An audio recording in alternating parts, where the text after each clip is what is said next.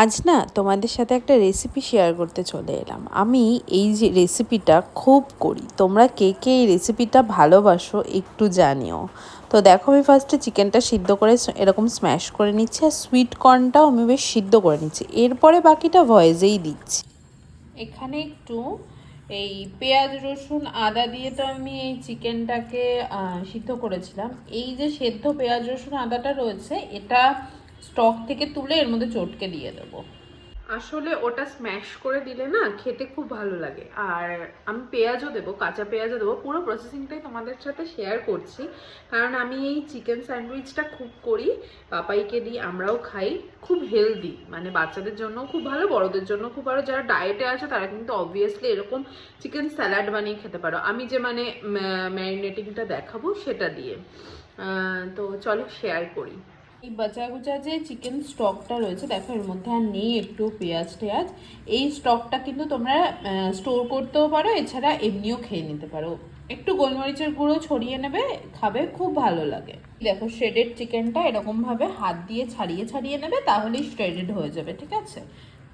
এখানে তো এই যে স্ম্যাশ করা মানে শ্রেড করা যে চিকেনটা, সেটা দিয়ে রেখে দিয়েছি স্ম্যাশ করে বা শ্রেড করে।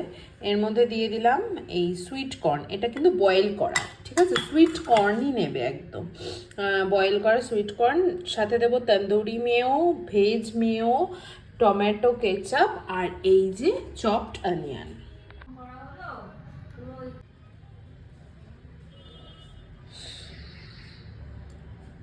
একটা জিনিস এনেছি, এই যে লেটুস পাতা, দেখো কালারফুল কি সুন্দর লেটুস পাতাটা।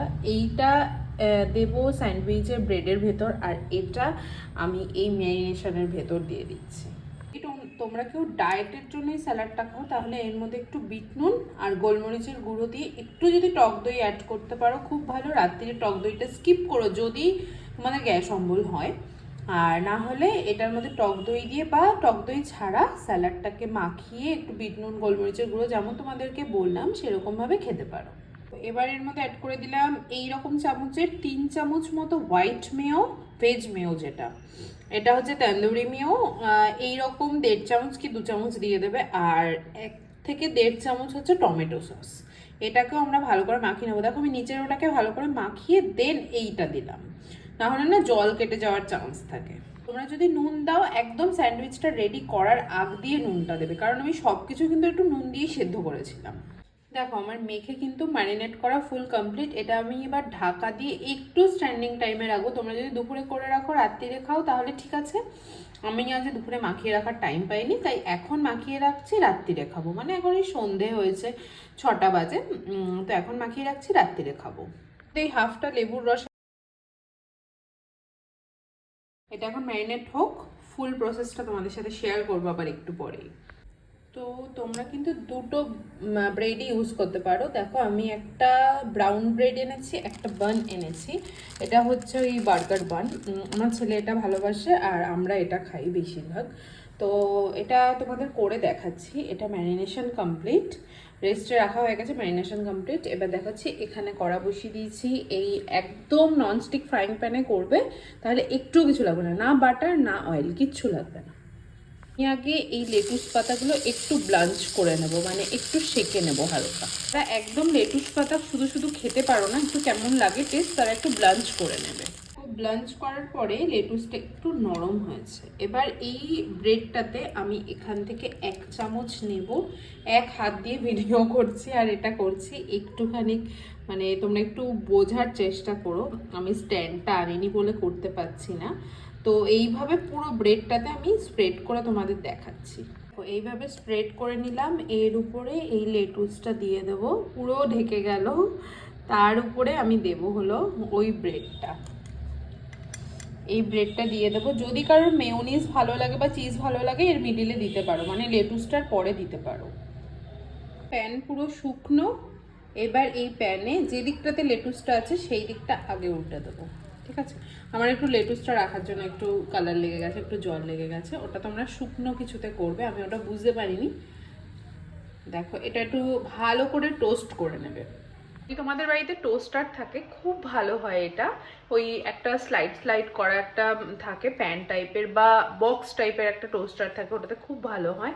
আমার ওটা ভেঙে গেছে, আমার ওটা ছিল, ওটা ভেঙে গেছে, যার জন্য আমি এইরকম প্যানেই এখন করি। আমার তো বেশ ভালো লাগে, একটু হালকা আছে, একটু টাইম ধরে রোস্ট করবে, দেখবে খুব সুন্দর একটা ক্রিস্পিনেস চলে আসে। তোমাদের সাথে যেমন বললাম, দেখো কোনো অয়েল কোনো বাটার ছাড়া কি সুন্দর। এই যে হলো আমাদের সিম্পল অ্যান্ড সাটেল একটা ঘরোয়া স্যান্ডউইচ, যেটা তোমরা সন্ধ্যাবেলা, রাত্রিবেলা, সকালে ব্রেকফাস্টে যেটাই হোক খেতে পারো। সত্যি আমি হয়েছে সত্যি। প্রত্যেকটা বাড়িতে যে মেয়োনিজটা আসছে, চিকেন এত টেস্ট হচ্ছে, কথা বলতে পারছি না।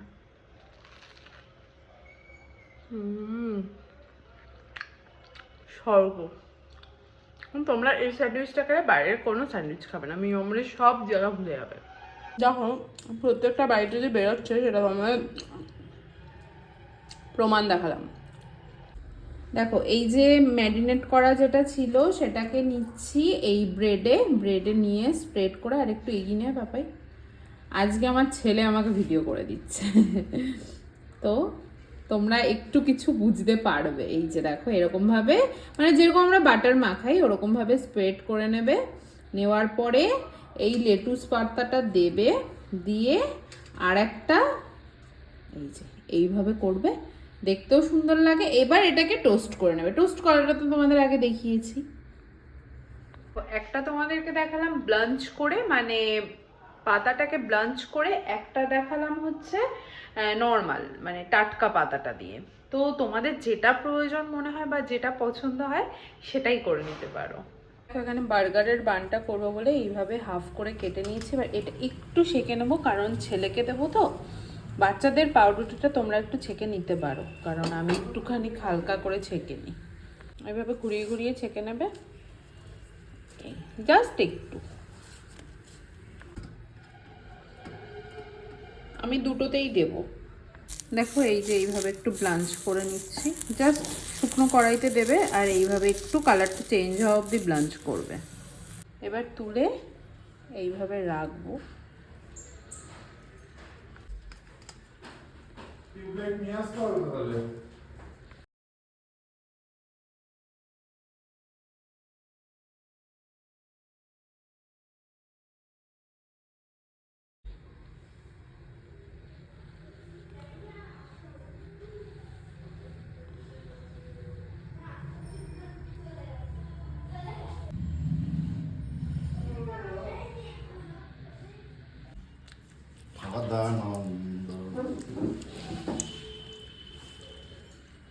This is a Baris burger.